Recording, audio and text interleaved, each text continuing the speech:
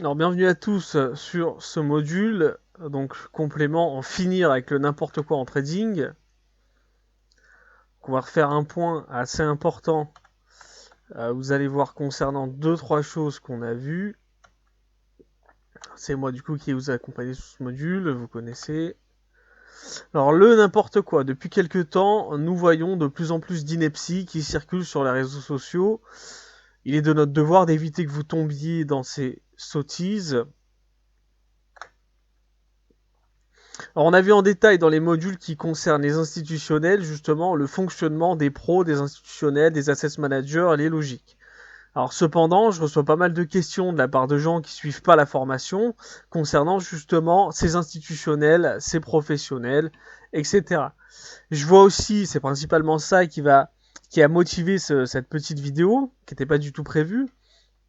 Je vois pas mal de conneries qui passent sur les réseaux sociaux, qui émanent principalement de gens qui vendent des méthodes basées sur certains indicateurs précis ou certains systèmes d'indicateurs et qui aimeraient en fait faire croire que les traders pros utilisent ces outils dans les salles des marchés.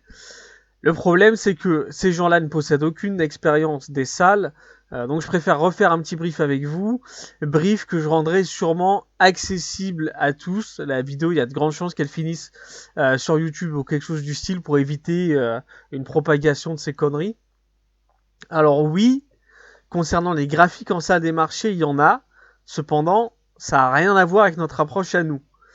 Il y a certes des graphiques, parce que dans toutes les salles de marché, il y a un Bloomberg, il y a un Icon, il peut y avoir d'autres plateformes, mais ce sont des graphiques qui vont rester très simples. En général, le seul indicateur technique qu'on va voir, ça va être des moyennes mobiles, celles dont je vous parle constamment depuis 2017 en vous expliquant que c'est justement celle qu'on retrouvera chez les instis, c'est la 50, la 100 et pourquoi pas la 200. Il n'y aura pas de bande de Bollinger, il n'y aura pas d'MACD, encore moins d'Ishimoku.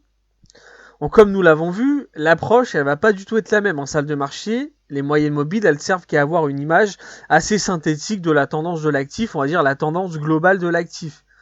Euh, Après, oui, vous pourrez voir dans des prop desks de grosses instis, des charts avec des indicateurs qu'on utilise, mais c'est absolument pas la norme. Ça va rester très très marginal et c'est vraiment pour du prop trading.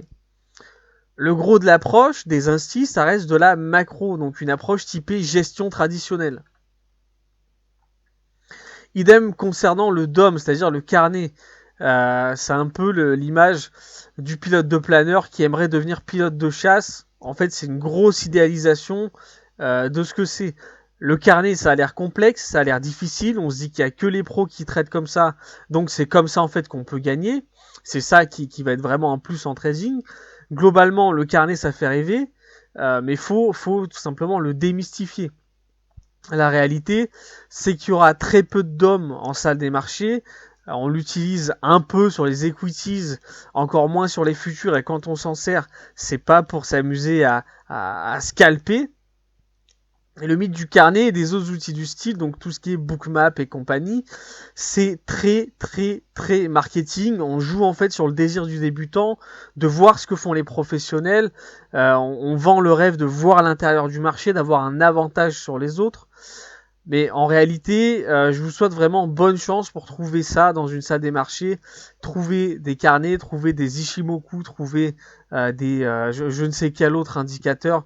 Et je parle vraiment de grosses salles de marché, je parle pas de petites propres firmes. Suffit d'ouvrir un carnet et un tape pour comprendre que le carnet n'a rien de magique. Le tape nous montre que c'est les algos qui bossent et qu'on voit en réalité pas grand chose dans le carnet.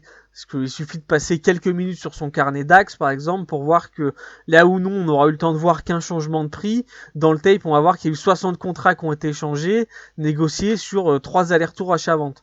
Donc on voit vraiment pas grand-chose. On va pas cracher sur le carnet pour autant parce qu'on l'utilise, mais c'est impensable pour nous de travailler uniquement au carnet d'ordre. On va l'utiliser, c'est vrai, pour certains setups, principalement parce que en scalping, ça va être assez pratique pour gérer les ordres, voir un peu la nervosité du marché, est-ce que c'est bien bidé, bien masqué, est-ce que c'est plutôt mou ou pas. Mais le carnet, c'est 90% du temps versus des algos, parce que c'est eux qui font le gros des volumes. On verra rarement des institutionnels dans le carnet. Même quand on voit un insti, En général, le mec, il est pas du tout là pour scalper. Il a rentré son ordre dans le carnet avec son approche gestion, son scénario gestion. Il est pas du tout en train de scalper comme nous. Il a juste passé son ordre, des fois un peu comme un gros bourrin. C'est pour ça qu'on va voir un mec qui envoie 150, 200 contrats sur un niveau dans le carnet. Mais le gars est pas du tout là pour nous scalper.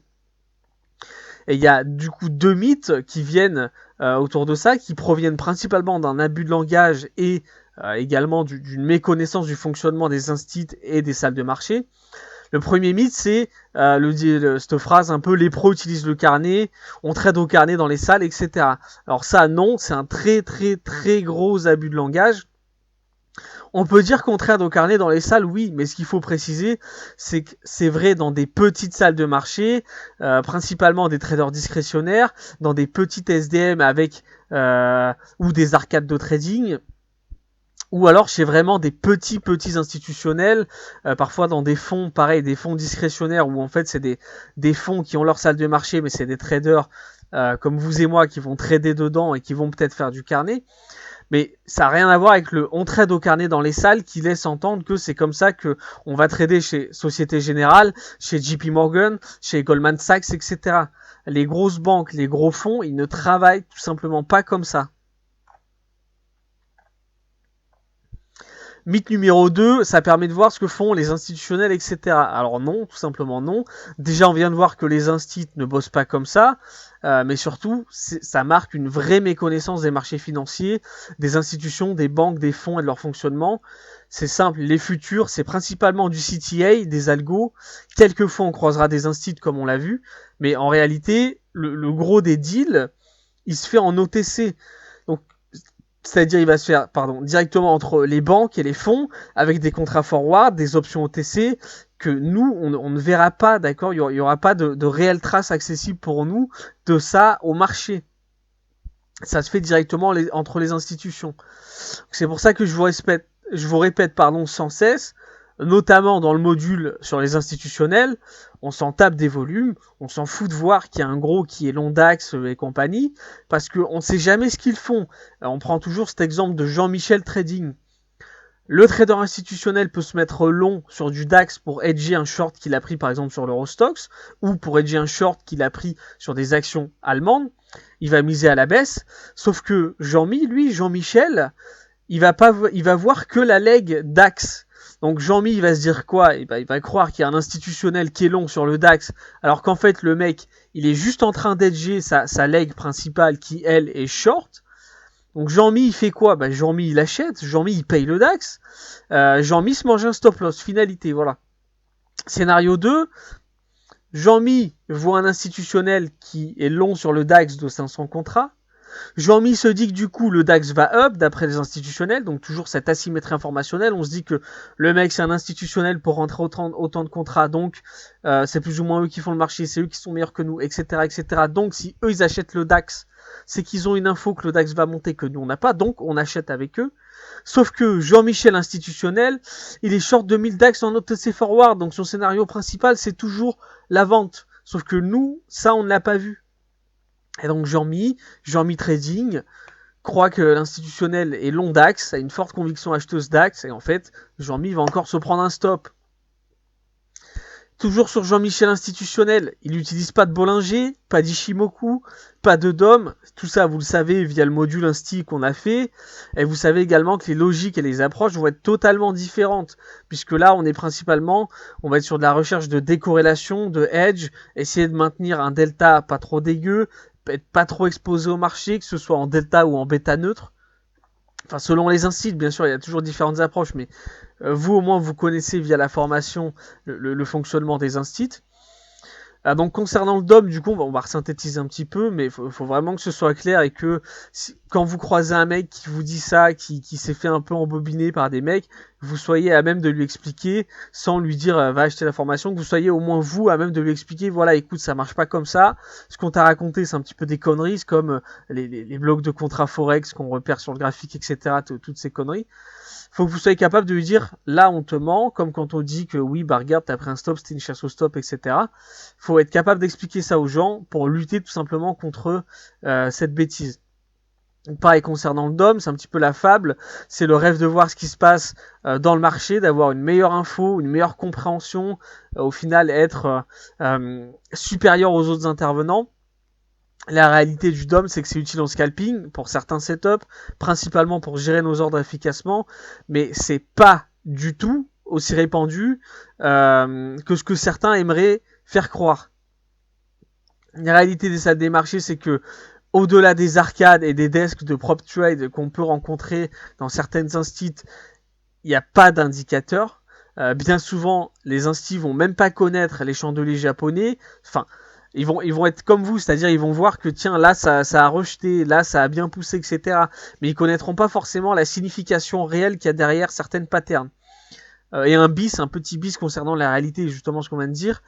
Oui, les instituts font du chartisme inconscient, c'est-à-dire ils vont voir comme vous les canaux, c'est-à-dire des choses évidentes, des choses qu'on peut pas louper. Ils vont voir les canaux, quand il y a une grosse ligne de tendance, une trendline qui est bien visible, des résistances, des supports, ça pareil c'est très visuel donc ça se repère facilement.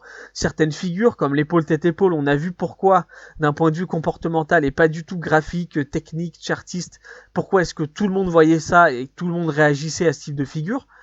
Mais pour autant, ils vont pas avoir du tout la même approche que nous parce que les logiques ce ne sont pas les mêmes, les produits qu'ils utilisent ce ne sont pas les mêmes, les stratégies ce ne sont pas forcément les mêmes.